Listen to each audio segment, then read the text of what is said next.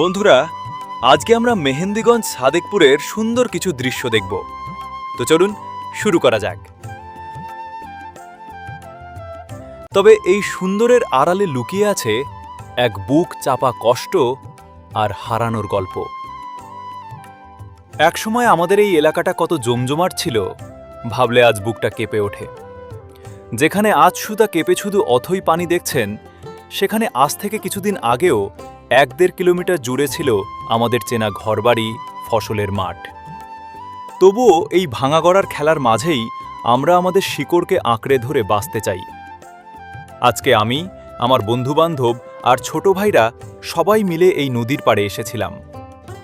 নিজের মনের আনন্দে এলাকার মানুষগুলোকে সাথে নিয়ে এই চিরচেনা মুহূর্তগুলো আমরা উপভোগ করছি।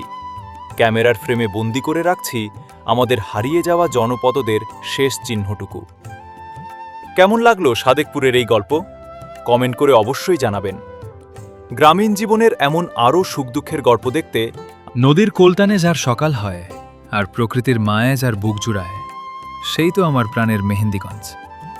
কেউ বলে দ্বীপ, কেউ বলে জনপদ, কিন্তু আমি বলি এটা আমার গর্বের পরিচয়।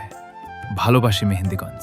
প্রকৃতির এই রূপ দেখে জীবন ভরে যায়, মেহেন্দিগঞ্জের শান্ত ছায় মন হারায়। নদীর ঢেউয়ে মাটির গল্প শোনা যায়, দিগন্তের ওই শেষে স্বপ্ন ছবি আঁকায় আমার দেশে।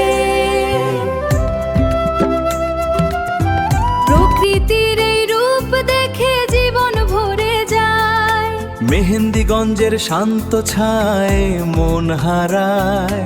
নদীর ঢেউয়ে মাটির গল্প শোনা যায়, দিগন্তের ওই শেষে স্বপ্ন ছবি আঁকায় আমার দেশে।